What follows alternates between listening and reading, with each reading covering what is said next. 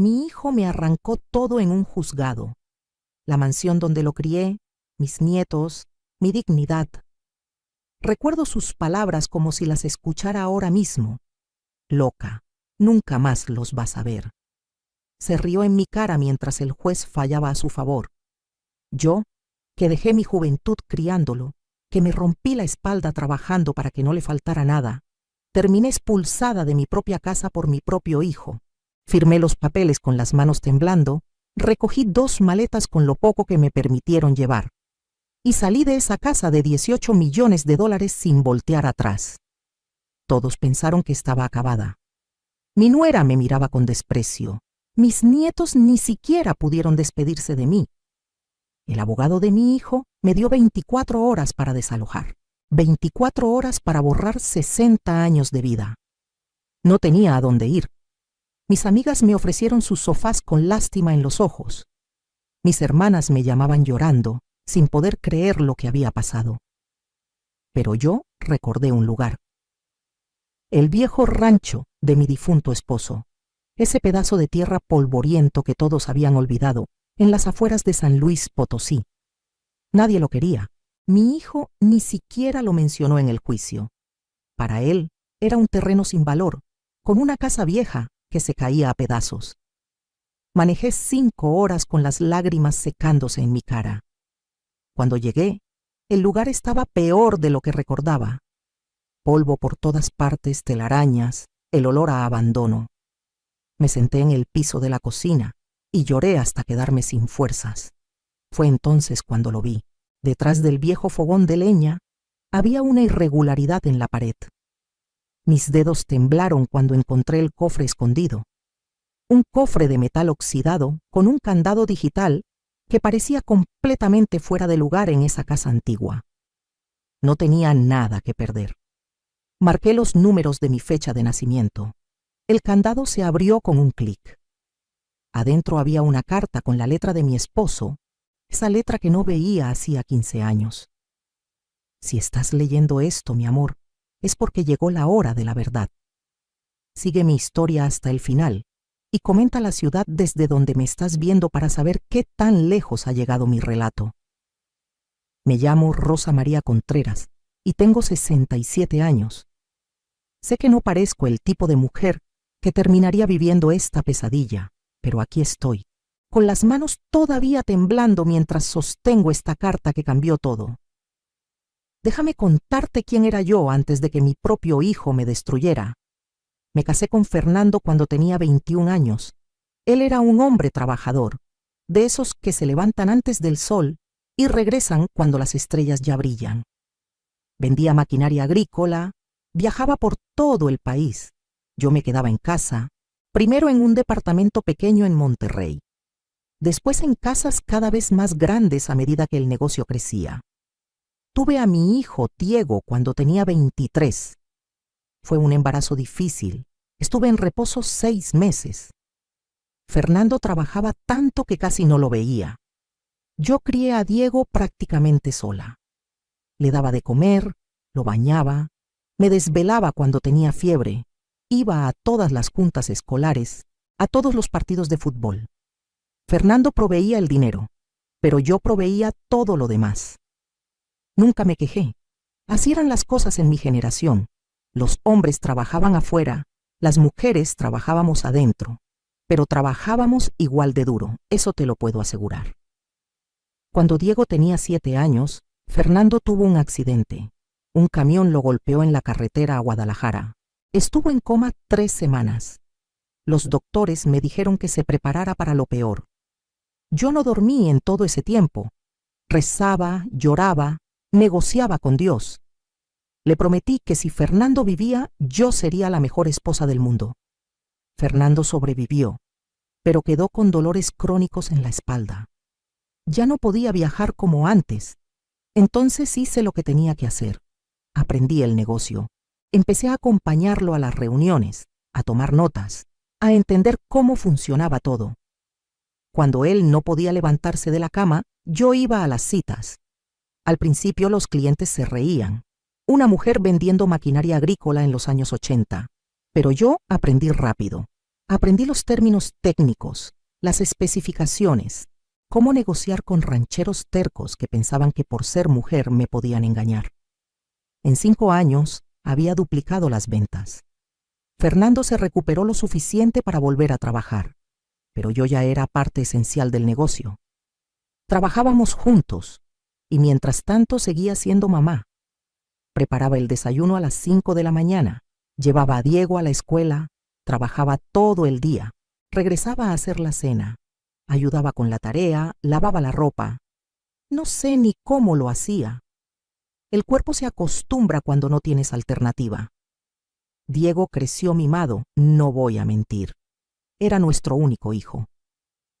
Después del embarazo difícil que tuve con él, los doctores me dijeron que no podría tener más. Entonces, volcamos todo en él. Le dimos todo lo que pedía. La mejor escuela privada, clases de inglés, de natación, campamentos de verano en Estados Unidos. Cuando cumplió 15, Fernando le regaló un carro. Yo le dije que era demasiado, pero Fernando insistió. Es nuestro único hijo, Rosa María. Merece lo mejor. Quizás ahí empezó todo. Quizás le dimos tanto que nunca aprendió el valor de las cosas, o el valor de las personas que se sacrificaban por él. Diego estudió administración en el Tecnológico de Monterrey. Fiestas, viajes, novias. Nosotros pagábamos todo. Se graduó sin honores, pero se graduó. Fernando ya estaba pensando en retirarse, en dejarle el negocio a Diego. Yo tenía mis dudas. Diego nunca había mostrado mucho interés en trabajar. Prefería la vida fácil, pero era nuestro hijo. ¿Qué más podíamos hacer? Entonces Diego conoció a Vanessa, una mujer de la Ciudad de México, 15 años menor que él.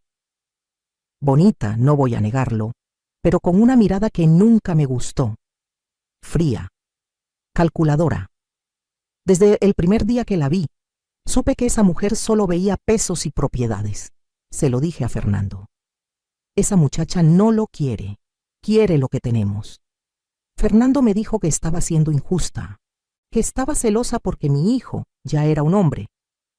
Quizás tenía razón. Quizás yo no quería soltar a mi niño. Pero el tiempo me dio la razón de la peor manera posible. Se casaron en una boda carísima en Cancún. 300 invitados, una playa privada, banda en vivo, fuegos artificiales. Nosotros pagamos todo. $150,000 en una sola noche. Vanessa quería impresionar a sus amigas de la capital, y Diego se lo permitía todo. Es su día especial, mamá, me decía cuando yo sugería algo más modesto. Fernando y yo les regalamos el enganche para una casa bonita en San Pedro Garza García, el mejor vecindario de Monterrey. Otros $200,000. Vanessa ni siquiera dijo gracias apropiadamente, solo comentó que había esperado algo en una zona todavía mejor. Al año nació mi primer nieto, Sebastián. Me enamoré de ese bebé desde el segundo en que lo vi. Tenía los ojos de Diego cuando era niño. Quise estar ahí todo el tiempo, ayudar a Vanessa como mi mamá me había ayudado a mí. Pero Vanessa no me dejaba. Contrató a una nana de tiempo completo, una muchacha uniformada que prácticamente vivía en su casa. Cuando yo llegaba a visitar, Vanessa me trataba como visita, no como abuela. Media hora, 1 hora máximo, y ya estaba buscando excusas para que me fuera. Diego no decía nada. Había cambiado. El niño dulce que yo había criado se había convertido en un hombre que hacía todo lo que su esposa ordenaba. Vanessa se cansa fácil con el bebé. Mamá, es mejor que vengas menos seguido. Esas palabras me rompieron el corazón, pero me aguanté. No quería causar problemas. 2 años después nació Valentina, mi nieta, otra bebé hermosa, y otra vez el mismo patrón.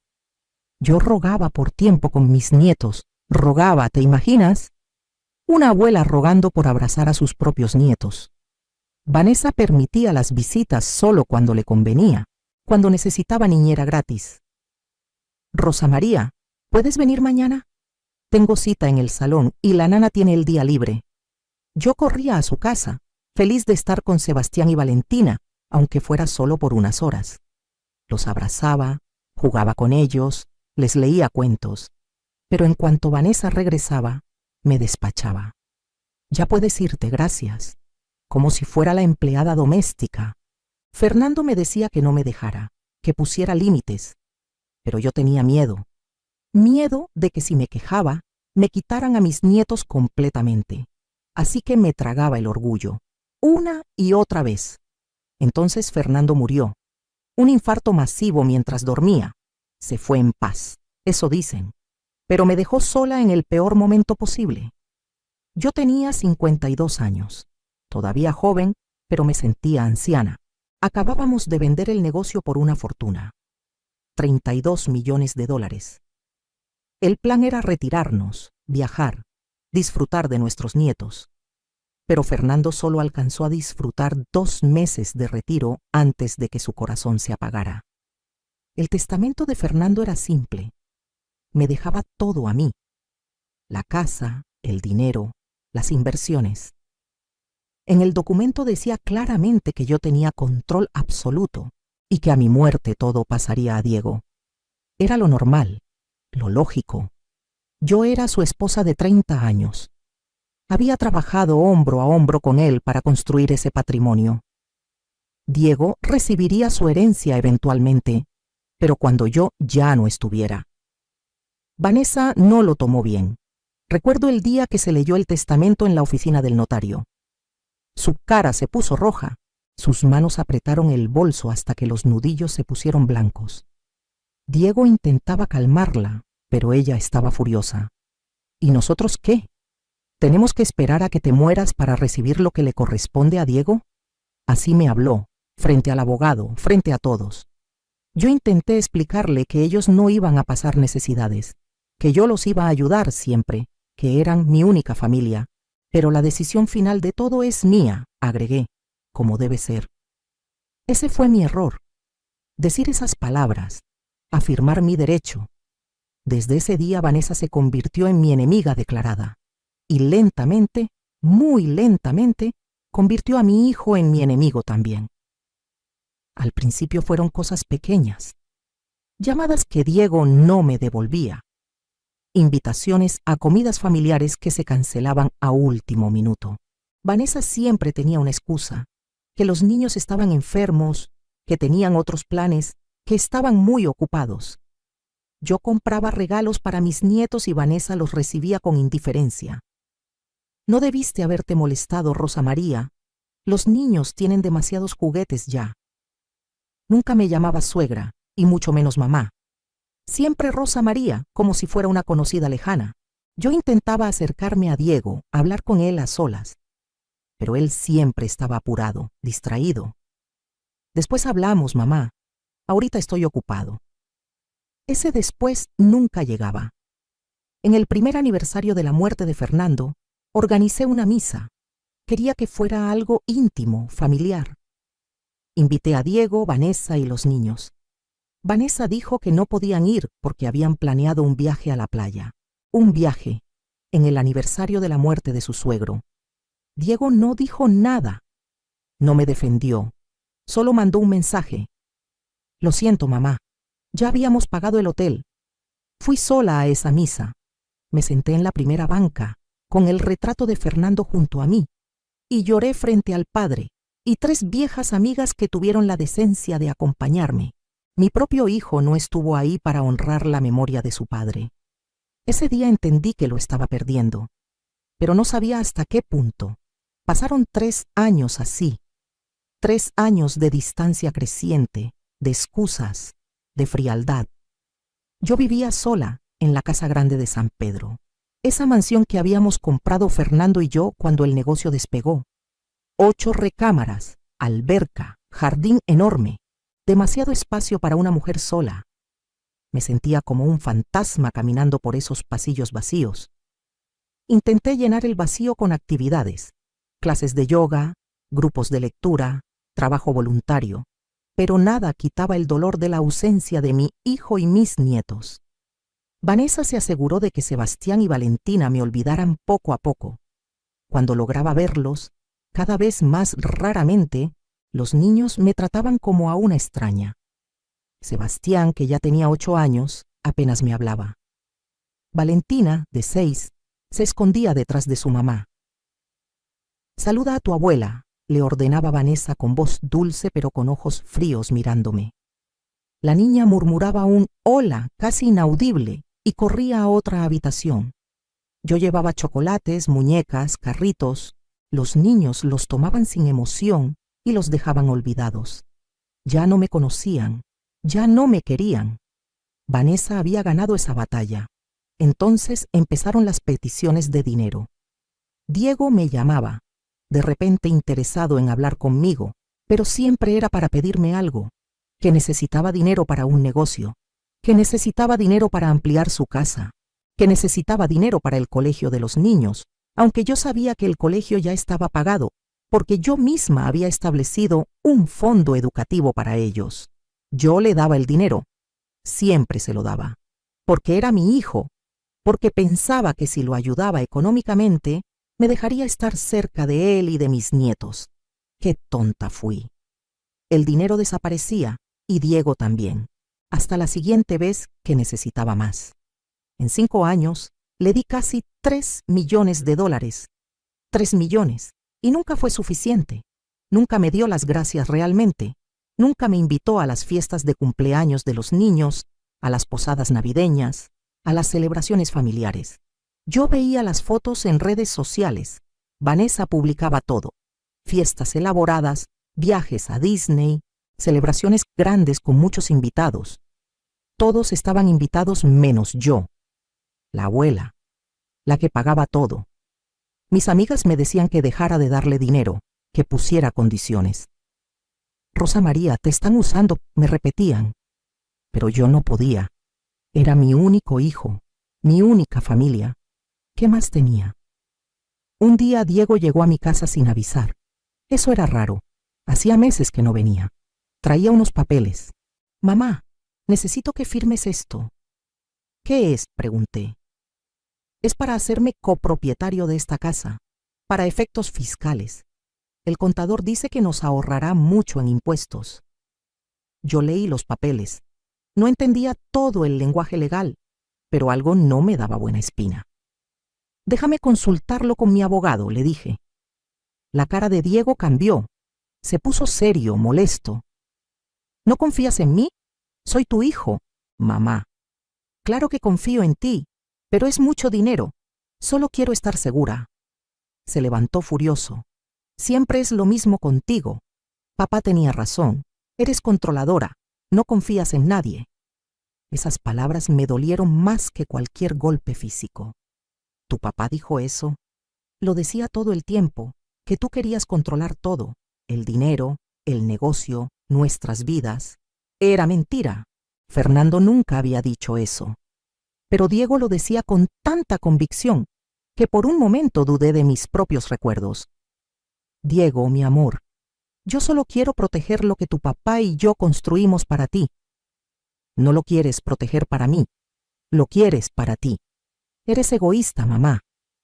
Se fue dando un portazo. No me habló durante 6 meses después de eso. Esos 6 meses fueron los más oscuros de mi vida. Caí en una depresión profunda. Dejé de salir.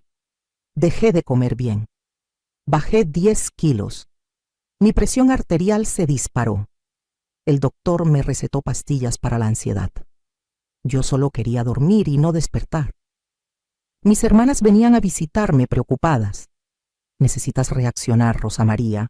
Ese muchacho te está matando». Pero yo no sabía cómo reaccionar. Era mi hijo. ¿Cómo peleas contra tu propio hijo?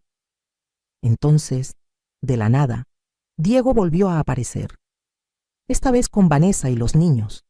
Tocaron el timbre un domingo por la mañana. Yo estaba en pijama, sin peinarme, hecha un desastre. Pero era mi hijo, mi familia.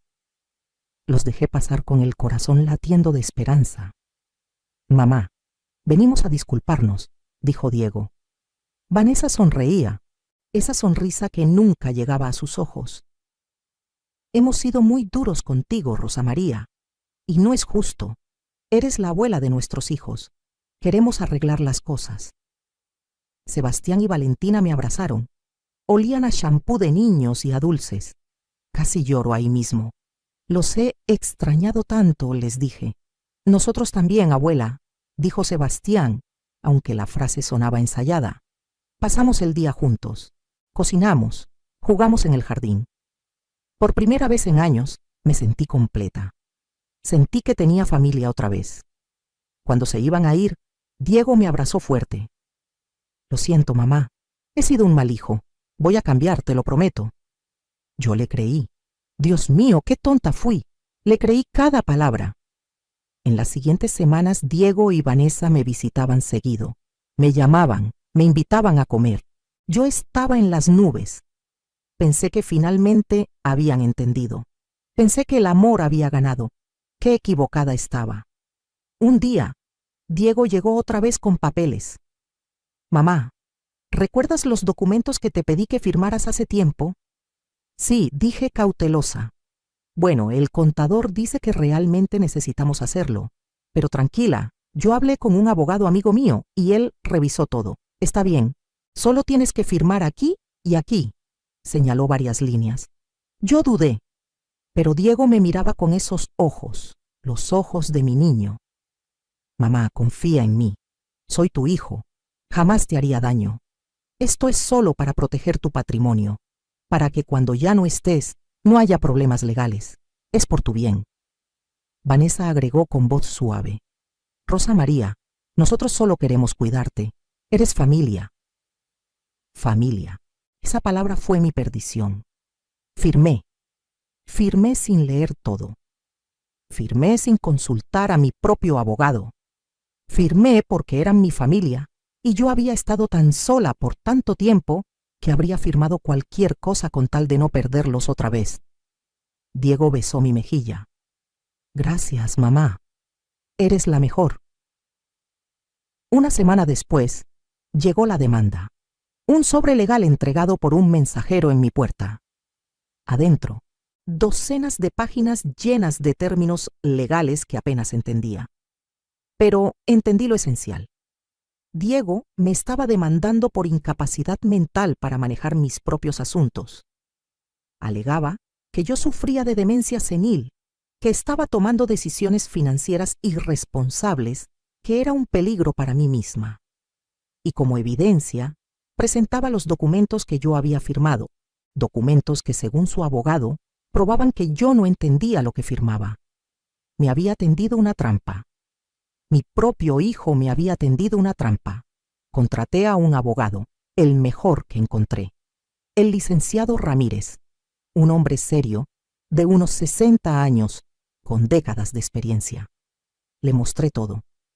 Él revisó los papeles que había firmado y negó con la cabeza.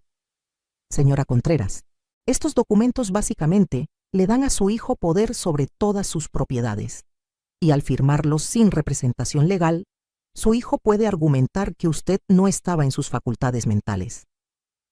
Pero yo estoy perfectamente bien, dije desesperada.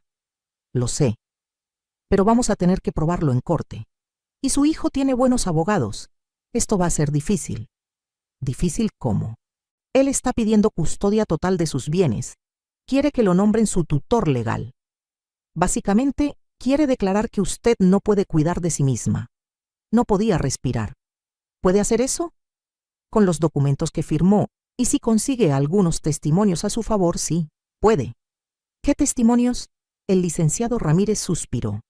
Probablemente va a traer gente que diga que usted se comporta de manera extraña, que olvida cosas, que está deprimida. Y perdone que se lo diga así, señora Contreras, pero usted ha estado deprimida, ha estado aislada. Eso no ayuda a su caso. Tenía razón. Yo misma le había dado municiones a Diego. Mi depresión, mi aislamiento, mi soledad. Todo eso iba a ser usado en mi contra. El juicio fue una pesadilla. Diego trajo testigos. La empleada doméstica que yo había tenido que despedir 6 meses antes, porque ya no podía pagar su sueldo completo, después de darle tanto dinero a Diego. Ella testificó que yo hablaba sola, que a veces olvidaba si había comido, que pasaba días enteros en pijama. Todo era cierto, pero era porque estaba deprimida, no porque estuviera demente. Trajo a un doctor, un psiquiatra que nunca me había evaluado en persona, pero que basándose en reportes de la familia, opinaba que yo mostraba signos de deterioro cognitivo. Trajo a vecinos que declararon que me veían descuidada, que mi jardín estaba abandonado, que ya no salía de casa. Mi abogado presentó contraevidencia. Mis propios doctores testificaron que yo estaba física y mentalmente sana. Mis amigas testificaron que yo era perfectamente capaz. Pero Diego tenía algo más. Tenía a mis nietos. En la parte más cruel del juicio, el abogado de Diego llamó al estrado a Sebastián, mi nietito de 8 años, temblando en ese estrado grande. Sebastián, dijo el abogado con voz amable, ¿tu abuela te da miedo? El niño miró a su papá. Diego asintió casi imperceptiblemente. Sí, murmuró Sebastián. ¿Por qué te da miedo? Porque dice cosas raras. Y una vez me gritó. Eso era mentira. Yo nunca le había gritado. Pero el niño lo dijo y quedó en el registro. Le habían enseñado a mentir. Mi propio nieto, entrenado para destruirme. No pude contener las lágrimas. El juez me miró con lástima, pero esa lástima no me salvó. El licenciado Ramírez hizo lo que pudo, pero la evidencia estaba apilada en mi contra. Los documentos firmados, los testimonios, incluso mi propio comportamiento depresivo de los últimos años. Todo pintaba el cuadro de una mujer que estaba perdiendo la cabeza. El día del veredicto, el juez habló durante 20 minutos. Yo no escuché casi nada, solo las palabras importantes. Fallo a favor del demandante. Diego Contreras queda nombrado tutor legal de los bienes y propiedades de Rosa María Contreras. Perdí todo. Mi casa, mi dinero, mi autonomía, todo pasó a control de Diego. Después del veredicto, Diego se me acercó en el pasillo del juzgado. Yo estaba sentada en una banca, todavía en shock. Él se inclinó hacia mí y con una sonrisa que nunca olvidaré me susurró: «Mujer loca, nunca más los vas a ver». Así me llamó, mujer loca, su madre, la mujer que lo había parido, criado, amado incondicionalmente. Vanessa estaba detrás de él, sonriendo también. Habían ganado. Tenían la mansión de $18 millones. Tenían acceso a todas mis cuentas bancarias. Tenían todo y yo no tenía nada. El juez me dio 72 horas para desalojar la propiedad. 72 horas para empacar mi vida. Diego contrató guardias de seguridad para ayudarme a mudarme. En realidad, estaban ahí para asegurarse de que no me llevara nada de valor. Yo empaqué ropa, fotos, algunos recuerdos de Fernando. Intenté llevarme unas joyas que Fernando me había regalado en nuestro 20º aniversario. El guardia me detuvo. «Eso queda aquí, señora. Órdenes del señor Contreras. Son mis joyas. Mi esposo me las regaló». «Lo siento, señora. No puedo dejarla llevarse nada de valor». Me quitaron hasta los recuerdos. 2 maletas. Eso fue todo lo que pude sacar de esa casa donde había vivido 15 años. Bajé las escaleras por última vez. Pasé junto a la sala donde habíamos celebrado tantas Navidades, junto al comedor donde Fernando y yo habíamos brindado por nuestro aniversario número 30. Todo perdido. En la puerta Vanessa me esperaba. «Rosa María, espero que entiendas que esto no es personal. Es solo que Diego y yo sabemos administrar mejor el dinero que tú. Cuando seas más grande y realmente necesites cuidados, estaremos ahí para ti». Más grande. Tenía 62 años y estaba perfectamente bien, pero para ellos yo ya era una inútil. «¿Y mis nietos?», pregunté con la voz quebrada. «¿Podré verlos?». Vanessa se rió. Fue una risa suave pero cruel. «No creo que sea buena idea. Los niños están confundidos con todo esto. Mejor les damos espacio. Quizás en unos años, cuando estén más grandes». Años. Quería que pasaran años sin ver a mis nietos. Sebastián tendría 12, 13 años para entonces. Valentina 10. Ya no me conocerían para nada. Subí a mi carro viejo, un Honda que tenía desde hacía 10 años, y que afortunadamente estaba a mi nombre desde antes del juicio. Arranqué y manejé sin rumbo por horas. No tenía a dónde ir. Pensé en ir con una de mis hermanas, pero la vergüenza era demasiado grande. Pensé en rentar un departamento, pero Diego ahora controlaba mi dinero. Tendría que pedirle permiso para cada peso que gastara. Entonces recordé el rancho, el viejo rancho de Fernando en las afueras de San Luis Potosí, ese pedazo de tierra que habíamos comprado hacía casi 30 años, cuando Fernando soñaba con retirarse al campo. Habíamos construido una casa pequeña ahí, muy básica. Pero después el negocio creció, compramos la mansión en Monterrey y el rancho quedó olvidado. Yo iba cada 2 o 3 años solo para verificar que todo siguiera en pie. Diego nunca mostró interés en ese lugar. En el juicio ni siquiera se mencionó. Supongo que para él no valía la pena pelear por un terreno polvoriento con una casa vieja, pero ese terreno estaba a mi nombre desde antes de casarme con Fernando. Era herencia de mi padre. Legalmente, Diego no podía tocarlo. Era lo único que me quedaba. Manejé las 5 horas hasta San Luis Potosí con las lágrimas secándose en mi cara. Ya no me quedaban más lágrimas, solo un vacío enorme en el pecho. El rancho estaba peor de lo que recordaba. La puerta principal apenas se abría, las bisagras oxidadas. Adentro olía a humedad y abandono. Había polvo sobre cada superficie, telarañas en las esquinas, un nido de ratones en la alacena. La electricidad funcionaba, milagrosamente. Al menos tendría luz. El agua también corría, aunque salía marrón al principio. Dejé mis 2 maletas en el piso y me senté ahí mismo, en la sala vacía. No tenía muebles, no tenía comida, no tenía nada. Me quedé sentada hasta que oscureció. No tenía fuerzas ni para levantarme. ¿Qué iba a hacer? ¿Vivir así el resto de mis días? Sola en esta casa destartalada, sin familia, sin propósito.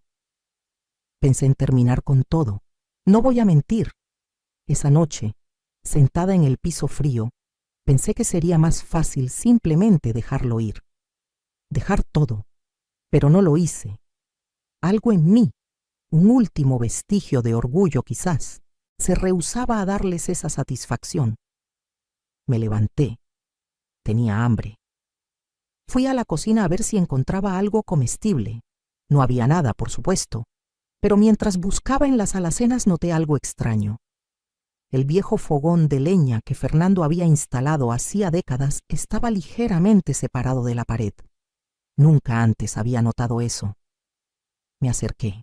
Detrás del fogón había una irregularidad en la pared, como si alguien hubiera quitado algunos ladrillos y luego los hubiera vuelto a poner sin mucho cuidado. Empujé el fogón con lo que me quedaba de fuerza. Se movió más fácil de lo esperado, como si alguien lo hubiera diseñado para moverse. Detrás había un hueco en la pared, y dentro del hueco, un cofre metálico. Mi corazón empezó a latir rápido. Saqué el cofre. Era pesado. Tenía un candado digital, uno de esos candados electrónicos modernos que parecían completamente fuera de lugar en esa casa vieja. ¿Qué hacía esto aquí? ¿Cuándo lo había puesto Fernando? No tenía idea del código. Intenté mi fecha de cumpleaños por impulso, sin ninguna esperanza real. 08051957. El candado emitió un pitido y se abrió. Adentro había una carta doblada, con la letra inconfundible de Fernando. Esa letra que había visto en miles de documentos de negocios, en tarjetas de cumpleaños, en notas de amor escondidas en mi bolsa. Mis manos temblaban tanto que casi no podía abrir la carta. La desdoblé y leí. Mi querida Rosa María, si estás leyendo esto, es porque ya no estoy contigo. Y es porque llegó la hora de la verdad. Hay cosas que nunca te dije, mi amor. Cosas que guardé para protegerte. Pero ahora que me he ido, necesitas saber. Seguí leyendo la carta de Fernando con el corazón latiéndome tan fuerte que podía escucharlo en mis oídos. Rosa María, mi amor, conozco a nuestro hijo mejor de lo que crees. Sé que tiene un corazón débil. Sé que es fácilmente influenciable. Y sé que cuando yo ya no esté, habrá personas que intentarán manipularlo para quitarte lo que es tuyo. Por eso hice preparativos que nunca te mencioné. Perdóname por guardarte secretos, pero era necesario. Cuando vendimos el negocio, no invertí todos los 32 millones como tú creías.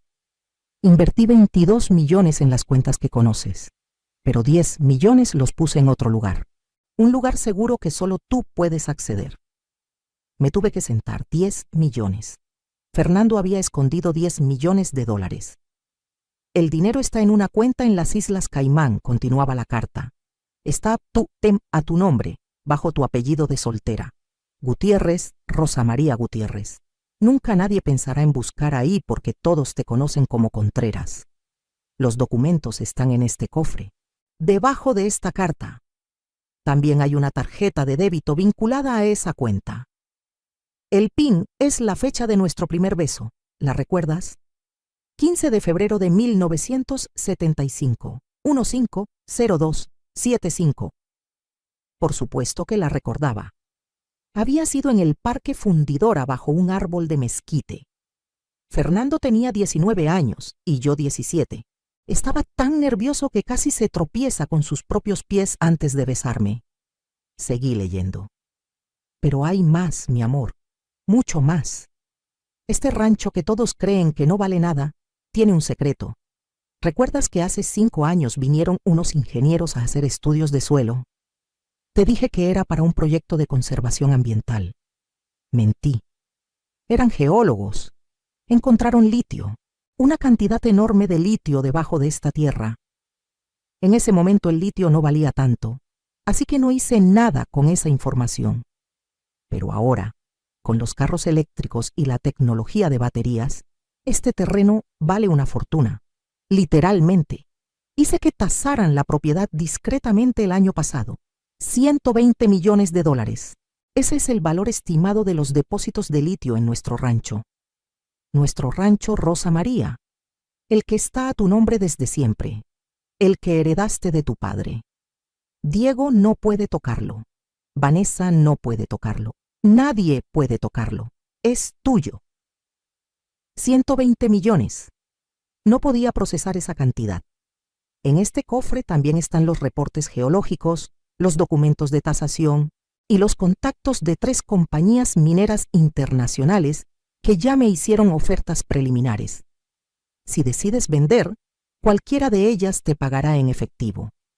Si decides no vender y solo recibir regalías por la extracción, podrías estar recibiendo entre 5 y 8 millones de dólares al año durante los próximos 20 años. Me estaba mareando. Esto no podía ser real. Y hay una última cosa. Mi amor. Diego no lo sabe, pero yo sí sabía cómo era realmente. Los últimos 2 años de mi vida, sospeché que me estaba robando del negocio. Contraté a un investigador privado. Resultó que tenía razón. Diego desviaba dinero a cuentas personales, falsificaba facturas, hacía tratos por debajo de la mesa. Tengo toda la evidencia. Está en el sobre amarillo dentro de este cofre. Si alguna vez Diego te traiciona, si alguna vez intenta quitarte lo que es tuyo, usa esta evidencia. Puedes enviarlo a la cárcel por fraude, malversación de fondos y evasión fiscal. Los crímenes prescriben en 15 años. Todavía estás a tiempo. Perdóname por dejarte con esta carga, mi amor. Perdóname por no haber sido más duro con nuestro hijo cuando debí serlo. Pero no te dejé indefensa. Tienes recursos. Tienes poder. Úsalos si necesitas. Te amo. Siempre te amé. Y desde donde esté, seguiré cuidándote. Tuyo por siempre, Fernando. Lloré. Lloré como no había llorado en años. Pero esta vez no eran lágrimas de tristeza. Eran de alivio, de amor, de gratitud hacia el hombre que incluso después de muerto seguía protegiéndome. Revisé el contenido del cofre. Todo estaba ahí. Los documentos bancarios de las Islas Caimán, la tarjeta de débito, los reportes geológicos con mapas detallados mostrando exactamente dónde estaban los depósitos de litio. contratos preliminares de 3 compañías, una canadiense, una australiana y una china, todos ofreciendo cantidades obscenas de dinero. Y el sobre amarillo. Lo abrí. Dentro había cientos de páginas, extractos bancarios, correos electrónicos impresos, fotografías de Diego reuniéndose con competidores, grabaciones de audio transcritas. Fernando había documentado todo meticulosamente. Con esta evidencia, Diego no solo perdería todo lo que me había quitado, iría a la cárcel. Esa noche no dormí. Me quedé despierta planeando. Por primera vez en años, mi mente estaba clara. La depresión, la niebla, el cansancio, todo había desaparecido. Tenía un propósito. A la mañana siguiente, fui al pueblo más cercano. Encontré un café con internet. Usando la información que Fernando me había dejado, accedí a la cuenta en las Islas Caimán. Ahí estaban. $10.400.000, intactos, ganando intereses durante 5 años. Casi me desmayo ahí mismo en el café. La señora que atendía me preguntó si me sentía bien. Perfectamente bien, le dije, y era cierto. Me sentía mejor que nunca. Pero no podía apresurarme. Diego era listo. Vanessa era lista. Si de repente aparecía con dinero, sospecharían. Necesitaba un plan. Pasé la siguiente semana viviendo en el rancho, arreglándolo poco a poco. Compré muebles baratos en tiendas de segunda mano. Limpié, pinté, me vestía con ropa vieja. Manejaba mi Honda destartalado. A cualquiera que me veía, parecía exactamente lo que Diego quería que todos pensaran. Una mujer mayor, venida a menos, viviendo con lo mínimo. Contraté a un abogado en la Ciudad de México, uno que no tenía ninguna conexión con Monterrey. Le di la mitad de la evidencia que Fernando había recopilado sobre Diego. Necesito que investigue más, le dije. Quiero saber todo lo que ha hecho desde que mi esposo murió hasta ahora. El abogado, el licenciado Mendoza, era un hombre serio de unos 50 años. Esto va a tomar tiempo y dinero. Tengo ambos, le dije. Sus ojos se abrieron cuando vio la transferencia de $200.000 a su cuenta. Tómese todo el tiempo que necesite, pero quiero cada detalle. También contraté a un investigador privado, una mujer, la licenciada Patricia Vega, especialista en casos de fraude familiar. Quiero saber todo sobre mi nuera Vanessa, le dije. ¿De dónde vino? ¿Qué hacía antes de conocer a mi hijo? Si tiene deudas, amantes, secretos, todo. Patricia era buena, muy buena. En 3 semanas me trajo un reporte de 100 páginas. Resultó que Vanessa tenía sus propios secretos. Había estado casada antes, algo que nunca le había dicho a Diego. Su primer esposo era un hombre mayor, rico, que murió en circunstancias sospechosas. Ella heredó todo. Las investigaciones en su momento no llegaron a nada, pero había suficientes dudas como para que fuera interesante. También tenía deudas de juego. Muchas deudas. Apostaba en línea, en casinos. Cientos de miles de dólares perdidos. Ahora entendía por qué necesitaba mi dinero tan desesperadamente. Mientras tanto, me aseguré de que Diego pensara que me había destruido completamente. Le mandé un mensaje humilde. Diego, sé que estás enojado conmigo, pero soy tu madre. ¿Podemos hablar? No respondió durante 2 semanas. Finalmente, me mandó un mensaje corto. ¿Qué quieres? Solo quiero saber cómo están los niños. Los extraño mucho. Están bien. Mejor sin tu influencia negativa. Por favor, Diego, dame una oportunidad de verlos, aunque sea 1 hora. No. Eso fue todo. Pero yo seguí insistiendo. Cada semana le mandaba un mensaje, siempre humilde, siempre suplicante. Quería que se sintiera poderoso, que pensara que me tenía bajo su control. Después de 2 meses de esto, finalmente aceptó. Puedes venir a ver a los niños el domingo, 1 hora, ni 1 minuto más. Manejé las 5 horas de regreso a Monterrey. Llegué a la mansión, mi mansión, donde ahora vivían Diego y su familia. Vanessa abrió la puerta. Estaba usando mis joyas, el collar de perlas que Fernando me había regalado en nuestro aniversario, en su cuello, como si fuera suyo. Rosa María, me saludó con falsa dulzura. Qué bueno que viniste. Los niños están en el jardín. Entré a mi propia casa como visita. Todo había cambiado. Los muebles que Fernando y yo habíamos elegido con tanto cuidado habían sido reemplazados.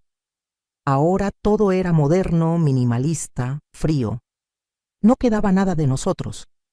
Sebastián y Valentina estaban en la alberca.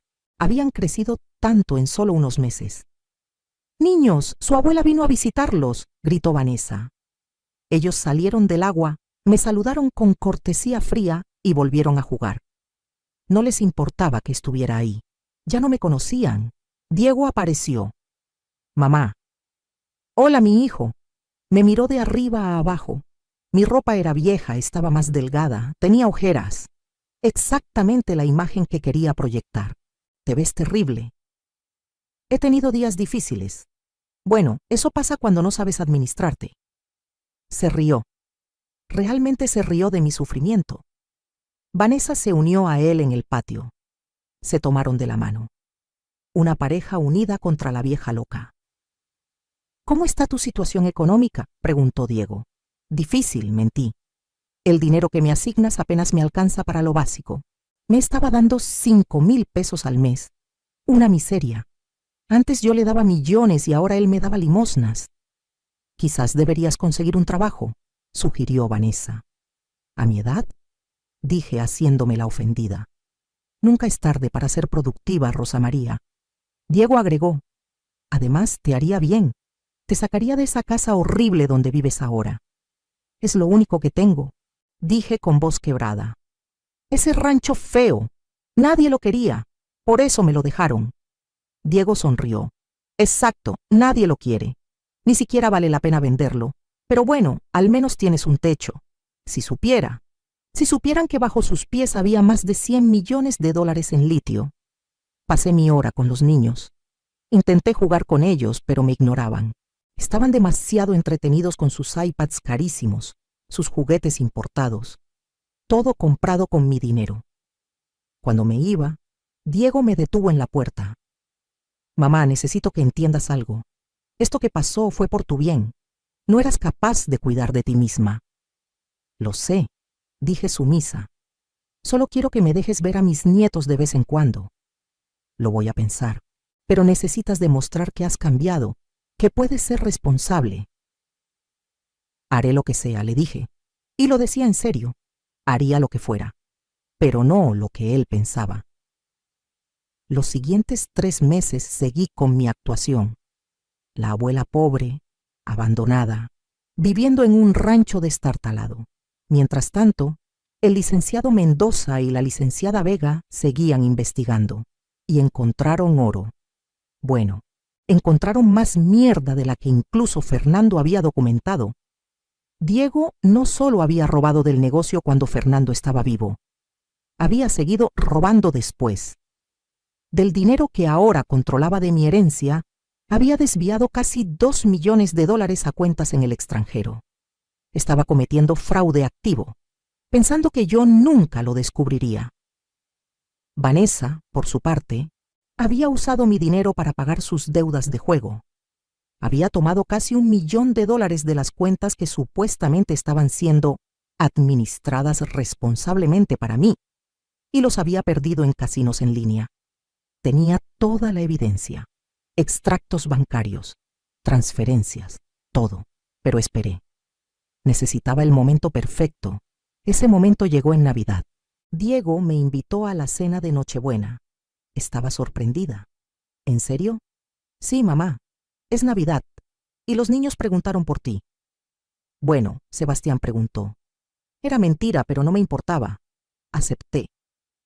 La noche de Nochebuena llegué a la mansión con regalos modestos para los niños, juguetes baratos envueltos en papel sencillo. Vanessa los miró con desdén. ¿Qué?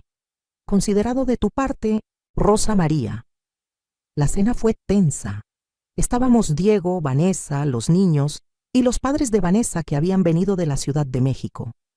Gente presumida, hablando de sus viajes, sus propiedades, su dinero.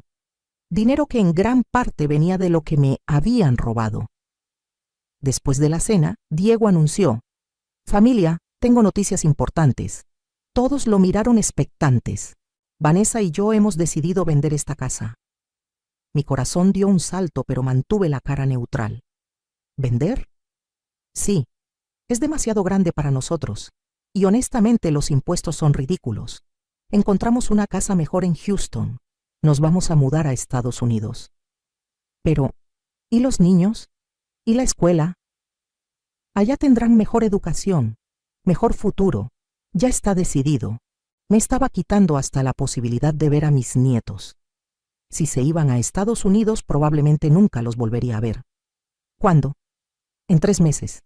La casa ya tiene compradores. Nos ofrecieron 20 millones, es un buen trato. Vendiendo mi casa, la casa que Fernando y yo compramos, por 20 millones cuando valía mínimo 25.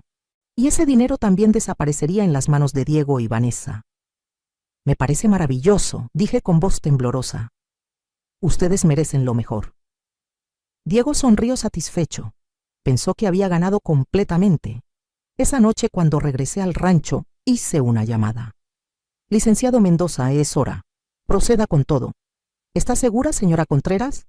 Completamente segura. Muy bien. Mañana presentamos las demandas y avisamos a las autoridades. Perfecto. ¿Y la otra cosa que le pedí? También está lista. Las 3 compañías mineras tienen sus ofertas actualizadas. La mejor es la de la compañía canadiense. $135 millones por los derechos de extracción. Más regalías del 3% sobre todas las ventas durante 25 años. 135 millones. Más de lo que Fernando había estimado. Acepto la oferta. Prepare los contratos. ¿Se hará algo más? Sí, quiero que la noticia se haga pública. Quiero que salga en todos los periódicos de negocios. Quiero que todos sepan que Rosa María Contreras acaba de cerrar un trato de $135 millones. Mendoza se rió. Va a ser un placer, señora. La noticia salió 3 días después. Primera plana en El Financiero, en Forbes, México, en todos los medios de negocios. Rosa María Contreras, heredera del imperio de maquinaria agrícola Contreras, cierra trato millonario por derechos mineros. Litio descubierto en propiedad familiar vale más de $130 millones. Había fotos mías, actualizada, ya no la mujer demacrada de hace unos meses. Me había arreglado, comprado ropa nueva, ido al salón. Me veía bien. Me veía poderosa. El teléfono de Diego debió explotar ese día. Intentó llamarme 50 veces. No contesté ninguna. Me mandó mensajes desesperados. Mamá, ¿qué es esto? ¿Qué está pasando? Llámame inmediatamente. Ignoré todos. Al día siguiente llegó la segunda bomba. Las demandas. La Fiscalía General presentó cargos criminales contra Diego Contreras por fraude, malversación de fondos, evasión fiscal y robo. Contra Vanessa Martínez de Contreras por complicidad en fraude y lavado de dinero. Las noticias también cubrieron eso. Hijo de magnate acusado de robar millones a su propia madre. Los detalles eran jugosos. Los medios los devoraron. Diego llamó otra vez. Esta vez contesté. «Mamá, ¿qué hiciste?» Su voz sonaba histérica. «Hola, Diego. ¿Cómo estás?» «¿Cómo estoy? Me están acusando de crímenes. Hay policías en mi casa». «Ah, sí, eso». Mi voz era calma, fría. «Encontré evidencia de que me has estado robando, por años. Así que hice lo que tenía que hacer». «Eso es mentira. Yo nunca». «Diego, tengo extractos bancarios, correos electrónicos, grabaciones. Tu padre lo documentó todo antes de morir. Y yo contraté investigadores que encontraron el resto. Está acabado». Silencio del otro lado. Luego, «Mamá, por favor, podemos arreglar esto. Devolveré el dinero, todo. Por favor, retira los cargos». «¿Retiro los cargos? Como cuando tú me retiraste mi casa, mi dignidad, mis nietos». «Mamá, me llamaste loca, Diego. Me quitaste todo. Me humillaste en un juzgado. ¿Y ahora quieres misericordia? Por favor, piensa en los niños, Sebastián y Valentina. ¿Quieres que crezcan sin padre? Esas palabras me dolieron, pero me había preparado para esto. Yo crecí sin mi hijo, Diego. Tú me quitaste esa relación. Ahora tú sabrás lo que se siente. Colgué. Lloré después de eso. No voy a mentir, porque por más que me hubiera traicionado, seguía siendo mi hijo. Pero las lágrimas se secaron rápido. Había más trabajo que hacer. Presenté una demanda civil también, para recuperar todo lo que Diego me había quitado. La mansión, el dinero, todo. Mi nuevo abogado, el mejor litigante de Monterrey, argumentó que el juicio original había sido ganado con evidencia fraudulenta, que Diego había manipulado testigos, incluyendo a sus propios hijos, que yo nunca había estado mentalmente incapacitada. Presentó evaluaciones psicológicas nuevas, hechas por los mejores doctores del país. Todos certificaron que yo estaba perfectamente bien, mejor que bien, de hecho. El juez que había fallado originalmente a favor de Diego se vio obligado a revisar el caso. Con la nueva evidencia de fraude criminal, no tuvo opción. Revirtió su decisión. La tutela legal de Diego sobre mí fue revocada. Todas las propiedades volvieron a mi nombre. Diego intentó apelar, pero su abogado renunció. Aparentemente, Diego ya no podía pagar sus honorarios. Todo su dinero estaba congelado por las investigaciones criminales. Vanessa también fue abandonada por su abogado. Sus padres, esa gente presumida de la cena de Navidad, de repente no contestaban sus llamadas. Qué rápido se van los amigos cuando el dinero desaparece. El juicio criminal tardó 6 meses. Yo asistí a cada audiencia. Me sentaba en primera fila, bien vestida, con la cabeza en alto. Diego no podía mirarme a los ojos. Vanessa lloraba constantemente, pero eran lágrimas falsas. Yo las conocía bien. La evidencia era abrumadora. Los fiscales presentaron todo lo que Fernando había documentado, más lo que mis investigadores habían encontrado. Extractos bancarios mostrando transferencias ilegales. Correos electrónicos donde Diego y Vanessa planeaban cómo administrar mejor mi dinero, que en realidad significaba robarlo. Testimonios de empleados bancarios que confirmaban las transacciones sospechosas. El contador de Diego testificó a cambio de inmunidad. Confirmó que Diego le había ordenado falsificar documentos para el juicio original contra mí, que le había pagado al psiquiatra para que dijera que yo estaba demente sin siquiera evaluarme, que todo había sido un plan elaborado para quedarse con mi fortuna. El momento más satisfactorio fue cuando llamaron a declarar a Sebastián, mi nieto, ahora de 9 años. El abogado le preguntó: «Sebastián, ¿tu papá te dijo qué decir en el juicio contra tu abuela?» El niño miró a Diego, luego me miró a mí y asintió. «Sí». «¿Qué te dijo que dijeras?» «Que dijera que la abuela me daba miedo, que decía cosas raras, pero no era cierto. La abuela siempre fue buena conmigo». Diego cerró los ojos. Vanessa sollozó. Yo mantuve la compostura, pero por dentro mi corazón se rompía y se reparaba al mismo tiempo. Mi nieto había dicho la verdad. Finalmente, el veredicto llegó un viernes por la tarde. Culpable en todos los cargos. Diego fue sentenciado a 8 años de prisión. Vanessa a 5. Además, fueron obligados a pagar restitución completa. Cada peso que habían robado tenía que ser devuelto. Como no tenían de dónde sacar el dinero, todas sus propiedades fueron embargadas.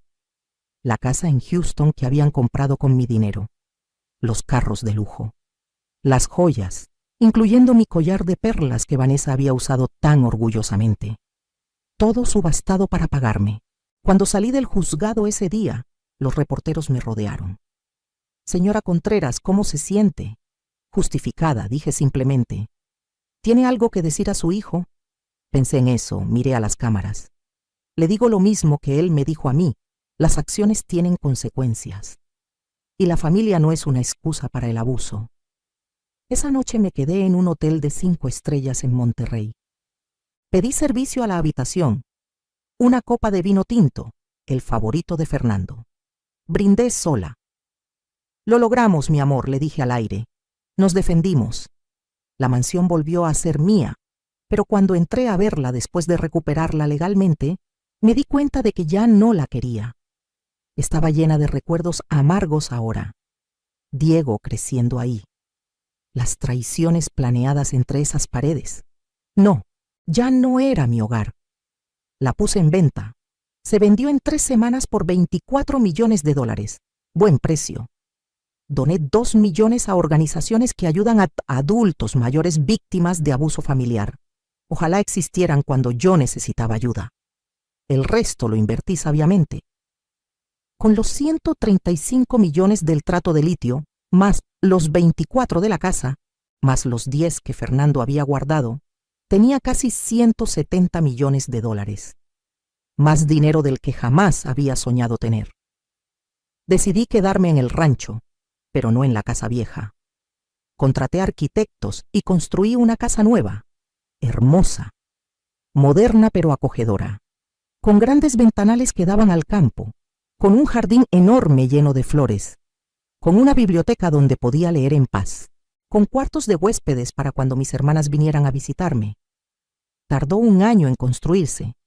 Durante ese año viajé.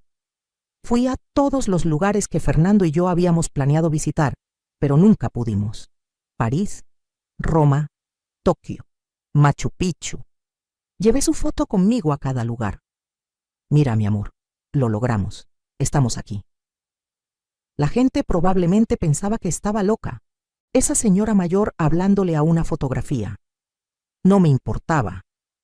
Cuando regresé a México, la casa estaba terminada. Me mudé con ayuda de mis hermanas. Ellas no podían creer todo lo que había pasado. Rosa María, eres una guerrera, me decía mi hermana Lupita. Siempre lo fuiste, agregaba mi hermana Carmen. Solo que ahora el mundo lo sabe. Establecí una rutina. Me levantaba temprano. Tomaba café en el patio viendo el amanecer. Hacía yoga. Leía. Pintaba. Algo que siempre había querido aprender. Cocinaba para mí misma, experimentando con recetas nuevas. Invitaba a amigas a pasar el fin de semana. Donaba generosamente a causas que me importaban. Vivía. Realmente vivía, por primera vez en décadas. Los niños fueron otro asunto. Sebastián y Valentina quedaron bajo custodia temporal de los padres de Vanessa, mientras Diego y Vanessa cumplían sus sentencias. Yo solicité derechos de visita. Los abuelos maternos se opusieron al principio, pero mi abogado fue persuasivo. La señora Contreras no hizo nada malo. De hecho, fue la víctima. No pueden castigarla quitándole a sus nietos. El juez estuvo de acuerdo. Me concedió visitas supervisadas al principio. 1 vez al mes. Era doloroso. Los niños estaban confundidos, lastimados. Su mundo había explotado. ¿Por qué papá y mamá están en la cárcel?, me preguntó Valentina en nuestra primera visita. ¿Por qué eres tú la culpable, abuela?, agregó Sebastián con rabia. Eso dolió, pero entendía. Para ellos yo era la mala. Yo había destruido su familia. Voy a contarles la verdad, les dije. Pero van a tener que escuchar toda la historia. ¿Pueden hacer eso? Durante meses, lentamente les conté todo. De manera apropiada para su edad, pero honesta. Cómo su papá me había quitado mi casa. Cómo había robado dinero. Cómo me había llamado loca y me había alejado de ellos.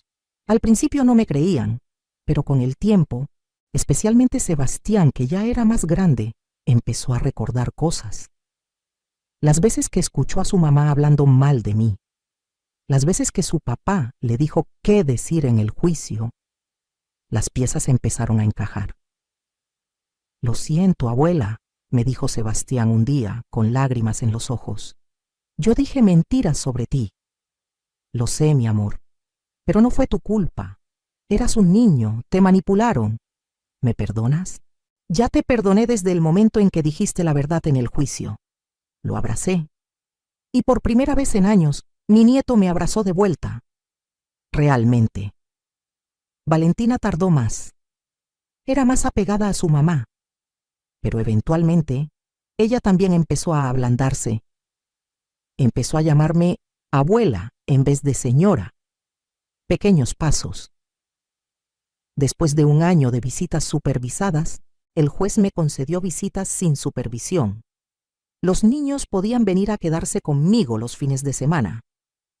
Los primeros fines de semana fueron tensos, pero gradualmente encontramos nuestro ritmo. Les enseñé a cocinar. Sebastián resultó tener talento para la repostería. Valentina amaba ayudarme en el jardín. Veíamos películas juntos, jugábamos juegos de mesa, hablábamos, realmente hablábamos. Un día Sebastián me preguntó: «Abuela, ¿vas a perdonar a papá alguna vez?». Era una pregunta que yo misma me había hecho muchas veces. No lo sé, mi amor, me lastimó mucho. Pero es tu hijo, y tú siempre dices que la familia es importante. La familia es importante cuando se comporta como familia. Tu papá no se comportó como mi hijo, se comportó como mi enemigo. Pero la gente no puede cambiar. ¿Qué pregunta tan profunda de un niño de 10 años? Sí, la gente puede cambiar, pero solo si realmente quiere y solo si entiende lo que hizo mal. Papá nos escribe cartas desde la cárcel. Dice que lo siente. Dice que cometió errores. Es fácil decir lo siento cuando estás encerrado y has perdido todo. Lo difícil es decirlo cuando todavía tenías algo que perder. Diego escribía, no solo a los niños, también a mí. Al principio tiré sus cartas sin abrir, pero después de 6 meses, la curiosidad me ganó. Abrí una. Mamá, sé que no tengo derecho a pedirte perdón. Sé que lo que hice fue imperdonable. Destruí todo. Te lastimé de maneras que nunca podré reparar. Vanessa y yo planeamos todo. Ella me convenció de que tú tenías demasiado dinero, que no lo necesitabas, que nosotros lo merecíamos más. Yo fui débil. Dejé que mi codicia me controlara. Dejé que ella me controlara. No estoy culpándola a ella, yo tomé las decisiones. Yo firmé los documentos. Yo mentí en el juzgado. Todo fue mi responsabilidad. Cada noche aquí pienso en ti, en cómo te crié, en todos los sacrificios que hiciste, en cómo trabajaste hasta el cansancio para darme todo. Y yo te pagué con traición. No espero que me perdones. No lo merezco. Solo quiero que sepas que lo siento. De verdad lo siento. Y que entiendo si nunca quieres volver a verme, Diego. Lloré leyendo esa carta, porque sonaba sincero, porque era mi hijo, y parte de mí todavía lo amaba a pesar de todo. Pero no le respondí. No todavía. Necesitaba tiempo. Vanessa también escribió, pero su carta era muy diferente. Rosa María, esto es tu culpa tanto como nuestra. Si hubieras sido más generosa desde el principio, nada de esto habría pasado. Pero no, tenías que controlarlo todo, tenías que tener el poder. Ahora mira dónde estamos. Mis hijos están creciendo sin mí por tu culpa. Espero que puedas vivir con eso. Esa carta la tiré directo a la basura. No había arrepentimiento ahí, solo amargura y culpa misdirected. Diego pasó 4 años en prisión antes de ser elegible para libertad condicional. Vanessa cumplió 3. Cuando Diego salió, era un hombre diferente, o al menos eso parecía. Más delgado, más viejo, con canas que no tenía cuando entró. Me pidió verme. Acepté. Nos reunimos en un café público, neutral. Él llegó nervioso, con las manos temblando. «Mamá». Diego. Silencio incómodo. Finalmente él habló. «Gracias por aceptar verme. Lo hice por los niños. Ellos quieren que su papá y su abuela se hablen». «Entiendo». Más silencio. «Mamá, ¿yo?» «No sé ni por dónde empezar. Lo siento, no es suficiente». «No, no lo es. Lo sé, pero es todo lo que tengo. Lo siento. Por todo. Por traicionarte. Por lastimarte. Por ser un hijo horrible». Lo miré. Realmente lo miré. Vi el arrepentimiento en sus ojos, pero también vi años de dolor que nunca se borrarían completamente. «¿Por qué lo hiciste, Diego?» Esa es la pregunta que me ha atormentado. ¿Por qué? Él respiró profundo. Celos, resentimiento. Vanessa me llenó la cabeza con ideas de que tú me controlabas, de que papá te amaba más a ti que a mí, y yo le creí porque era más fácil que admitir la verdad. ¿Qué verdad? Que yo era un inútil, que nunca había logrado nada por mí mismo, que todo lo que tenía era porque ustedes me lo dieron. Eso me hacía sentir pequeño, y en vez de trabajar para ganarme mi propio éxito, decidí robarte el tuyo. Diego continuó. En la cárcel tuve mucho tiempo para pensar, para recordar. Recordé todas las veces que papá intentó enseñarme el negocio y yo no ponía atención. Todas las veces que tú trabajabas hasta tarde y yo me quejaba de que no estabas disponible para mí. Todas las oportunidades que me dieron y yo desperdicié. Era más fácil culparte a ti que aceptar mi propia mediocridad. Sus palabras eran duras, autocastigadoras. Parte de mí quería consolarlo, la parte que todavía era su madre, pero me contuve. ¿Y qué vas a hacer ahora? No lo sé. Nadie me quiere contratar, tengo antecedentes criminales. No tengo dinero, estoy viviendo en un cuarto rentado en una zona fea de la ciudad. Apenas sobrevivo con trabajos temporales. ¿Qué esperabas? Nada. No espero nada, mamá. Solo. Quería que supieras que lo siento, y que si algún día, quizás en muchos años, puedes perdonarme aunque sea un poco, estaría agradecido. Pero si no puedes, lo entiendo completamente. Me levanté para irme. Él se quedó sentado, derrotado. En la puerta del café me detuve. Me volteé. Diego. ¿Sí? Mamá. El perdón no es algo que se da de la noche a la mañana. Es algo que se gana, con acciones, no con palabras. Lo sé. Demuéstrame que has cambiado, no a mí, a tus hijos. Sé el padre que no pudiste ser mientras estabas obsesionado con robarme. Gánate su respeto, su confianza, y quizás, solo quizás, con el tiempo podamos reconstruir algo. Sus ojos se llenaron de lágrimas. ¿En serio? No te prometo nada, pero te doy una oportunidad. Una. No la desperdicies. No lo haré, te lo juro. Salí de ahí sin mirar atrás.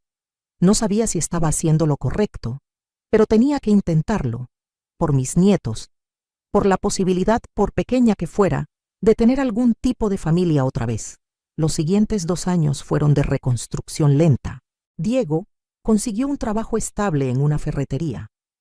No era glamoroso, pero era honesto. Rentó un departamento más decente. Empezó a ver a Sebastián y Valentina regularmente. Al principio las visitas eran tensas, pero gradualmente, padre e hijos empezaron a reconectarse.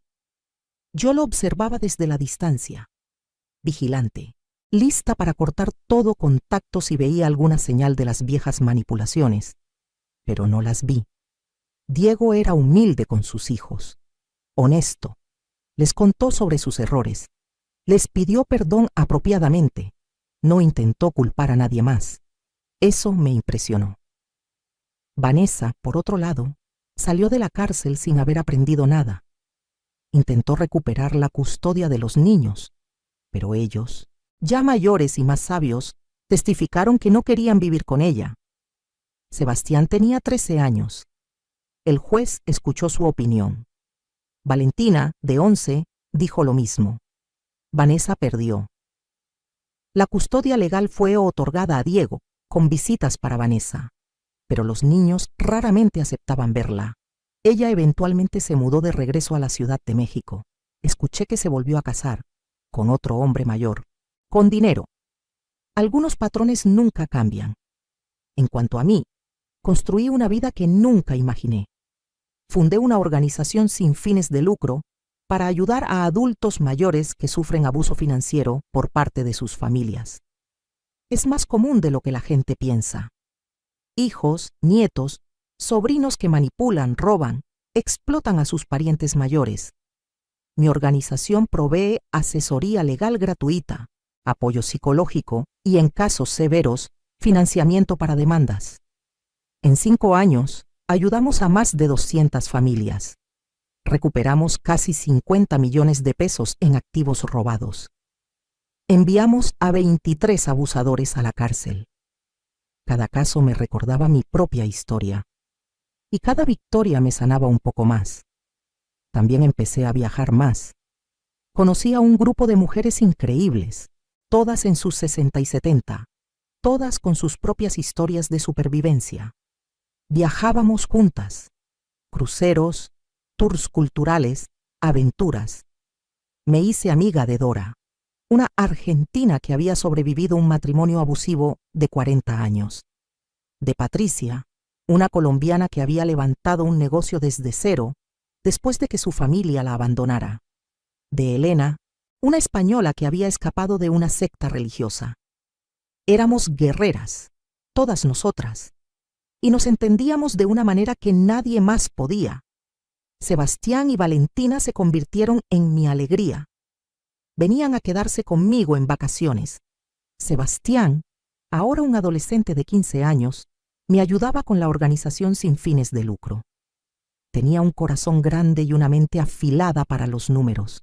Abuela, creo que deberías invertir más en marketing digital, me decía. Hay muchas personas mayores que no saben que existen recursos para ayudarlos. Tenía razón. Contraté a una agencia de redes sociales. Las solicitudes de ayuda se triplicaron. Valentina, de 13, era mi jardinera oficial. Transformó el terreno alrededor de mi casa en un paraíso. Rosas, jacarandas, bugambilias, todo florecía bajo su cuidado. Las plantas son más fáciles que las personas, me decía. Las cuidas y crecen, no te traicionan. Me rompía el corazón que una niña tan joven ya hubiera aprendido esa lección, pero también me enorgullecía su fortaleza. Mi relación con Diego mejoró lentamente, muy lentamente. No podíamos borrar el pasado. Las cicatrices estaban ahí, pero construimos algo nuevo, algo basado en honestidad brutal en vez de expectativas ciegas. Él venía a cenar una vez al mes. Al principio apenas hablábamos, pero eventualmente empezamos a tener conversaciones reales. Él me contaba sobre su trabajo, sus desafíos. Yo le contaba sobre la fundación, sobre mis viajes. No era la relación madre-hijo que habíamos tenido antes. Era diferente, más cautelosa, pero quizás más honesta. Un día, 3 años después de su liberación, Diego me trajo algo. Una caja de zapatos vieja. ¿Qué es esto? Ábrela. Adentro había dinero, fajos de billetes. Son 120,000 pesos, dijo. He estado ahorrando, de mi sueldo. Sé que es una fracción ridícula de lo que te robé. Sé que nunca podré pagarte todo, pero quiero intentarlo, poco a poco. Tomé el dinero, lo miré. Luego lo miré a él. Diego, esto te debe haber tomado años ahorrar. 2 años y medio. Ahorro todo lo que puedo después de pagar mi renta y comida. ¿Por qué? Porque te lo debo. Porque necesito hacer esto, aunque tome el resto de mi vida. Pensé en rechazarlo. El dinero no significaba nada para mí ahora. Tenía más de lo que podría gastar, pero entendí lo que significaba para él. No era sobre el dinero. Era sobre la restitución, sobre demostrar su cambio con acciones. Lo acepto, dije finalmente, pero con una condición. ¿Cuál? Cada peso que me des yo lo donaré a la fundación, en tu nombre, para que ayude a otras familias como la nuestra. Él se quedó callado un momento. Luego asintió. Me parece perfecto, mamá. Ese día algo se rompió finalmente entre nosotros. La última pared de resentimiento. No significaba que todo estaba perdonado, pero significaba que podíamos empezar a sanar. Realmente sanar. Ahora tengo 72 años. Han pasado 10 años desde que Diego me traicionó. 10 años desde que encontré el cofre de Fernando. 10 años desde que mi vida se desmoronó y luego se reconstruyó en algo mejor. Vivo en mi rancho hermoso. La operación minera en mi terreno está en pleno funcionamiento. Cada mes recibo regalías sustanciales, más dinero del que jamás necesitaré. La mayoría lo dono, a mi fundación, a escuelas, a hospitales, a refugios para mujeres. Me da más alegría regalar dinero que acumularlo. Sebastián está en la universidad, estudiando Derecho. Quiere ser abogado especializado en Derecho Familiar. para ayudar a abuelas como tú, me dice. Me derrite el corazón. Valentina está en preparatoria planeando estudiar biología. Quiere ser botánica, mi pequeña jardinera. Diego sigue viviendo modestamente. Nunca se volvió a casar. Trabaja duro. Ahorra. Me trae dinero cada 3 meses. Ya me ha dado casi 1.000.000 de pesos en total. Todo ha ido a la fundación. Ayudó a financiar 3 casos grandes el año pasado. Nunca seremos lo que éramos. Esa inocencia se perdió para siempre. Pero tenemos algo diferente ahora. Respeto mutuo. Comprensión de nuestros límites. Una relación construida sobre verdad en vez de ilusiones. A veces en las noches me siento en mi patio. Miro las estrellas, sostengo mi copa de vino. Y le hablo a Fernando. Lo logramos, mi amor. Me salvaste incluso después de irte. Me diste las herramientas para defenderme. Gracias. El viento sopla suave. Y me gusta pensar que es él, respondiendo. Las amigas me preguntan si soy feliz. La verdad es complicada. Perdí años de mi vida a la depresión, al abuso, a la traición. Esas cicatrices nunca desaparecerán completamente, pero también gané algo. Gané mi fuerza. Aprendí que soy mucho más resistente de lo que pensaba. Aprendí que puedo sobrevivir la peor traición y salir del otro lado no solo intacta, sino más fuerte. Gané una relación más profunda con mis nietos. Gané un propósito ayudando a otros que sufren lo que yo sufrí. Y gané paz. Paz conmigo misma.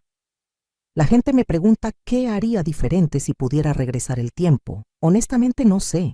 ¿Le hubiera dicho que no a Diego más seguido? ¿Le hubiera enseñado el valor del trabajo duro en vez de dárselo todo? Probablemente. Pero también entiendo que no puedo cambiar el pasado. Solo puedo vivir el presente y construir el futuro. Este es mi mensaje para cualquier mujer que esté pasando por algo similar. Para cualquier madre traicionada por un hijo. Para cualquier abuela alejada de sus nietos. Para cualquier mujer mayor que la familia trata como si fuera invisible o inútil. Tú vales. Tu vida tiene valor. Tu historia importa. No dejes que nadie, ni siquiera tu propia familia, te quite tu dignidad. Defiéndete. Busca ayuda. Hay recursos. Hay gente que se preocupa. No estás sola. Y si tienes que pelear, pelea. Con todo lo que tienes. Pelea legal. Pelea inteligente. Pero pelea. Porque te lo mereces. Mereces respeto. Mereces amor genuino, no manipulación. Mereces vivir tus últimos años en paz, no en miseria. Yo lo hice. Y si yo pude, tú también puedes. No fue fácil. Hubo días que quise rendirme. Días que el dolor era tan intenso que apenas podía respirar. Pero seguí adelante. Un día a la vez. Un paso a la vez. Y miren dónde estoy ahora. En mi casa hermosa. Rodeada de amor verdadero. Haciendo diferencia en el mundo. Viviendo la vida que merezco. Fernando estaría orgulloso. Yo estoy orgullosa de mí misma. Y eso, después de todo, es lo que realmente importa. Entonces, ¿qué harías tú en mi lugar? Si tu hijo te traicionara, si te quitara todo, podrías perdonar. Deberías perdonar. No hay respuestas fáciles. Cada situación es diferente. Cada corazón sana a su propio ritmo. Para mí, el perdón está llegando lentamente. Algunos días lo siento más cerca. Otros días, la rabia regresa y me recuerda todo lo que perdí. Pero estoy en el camino.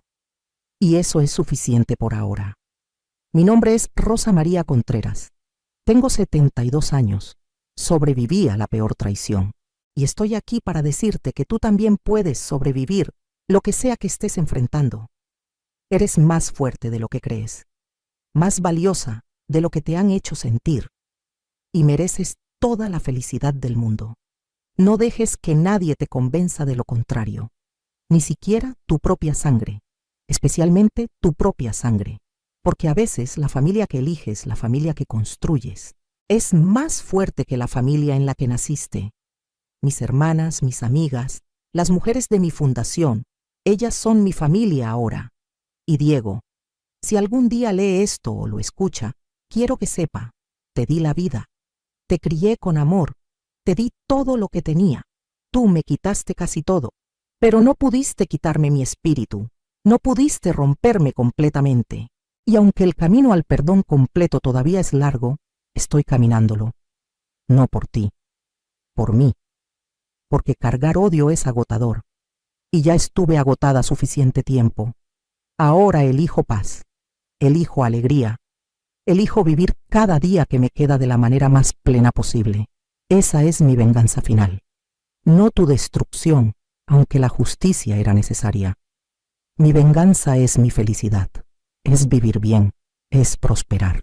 Es mostrarle al mundo que una mujer de mi edad, una mujer que fue traicionada y humillada, puede levantarse y construir algo hermoso de las cenizas. Entonces sí, mi hijo me procesó y ganó. Me quitó mi mansión. Me alejó de mis nietos. Me llamó loca y se rió de mi dolor. Pero huí al rancho olvidado. Encontré el cofre, leí la carta, descubrí la verdad. Y esa verdad me liberó, me dio poder, me dio justicia. Y finalmente me dio paz. Esta es mi historia. La historia de cómo perdí todo y lo recuperé todo. De cómo la traición más profunda me llevó al descubrimiento más grande. De cómo el amor de un esposo fallecido me salvó cuando más lo necesitaba. Y de cómo una mujer de 62 años, a quien todos habían desechado, demostró que nunca es tarde para pelear por lo que es tuyo. Nunca es tarde para encontrar tu fuerza. Nunca es tarde para vivir. Gracias por escuchar mi historia. Espero que te haya inspirado, consolado, o al menos entretenido. Y recuerda, no importa qué edad tengas, no importa qué tan oscura parezca la situación, siempre hay esperanza, siempre hay un camino. A veces ese camino está escondido detrás de un viejo fogón, esperando ser descubierto. Pero está ahí. Solo tienes que tener el coraje de buscarlo. ¿Qué harías en mi lugar? Comenta abajo. Me encantaría saber tus pensamientos, tus historias, tus experiencias. Porque todos tenemos batallas, todos tenemos cicatrices. Y compartir nuestras historias nos hace más fuertes. Nos recuerda que no estamos solos, que podemos sobrevivir, que podemos prosperar, que podemos, contra todo pronóstico, encontrar nuestro final feliz. Yo encontré el mío, y tú también puedes encontrar el tuyo.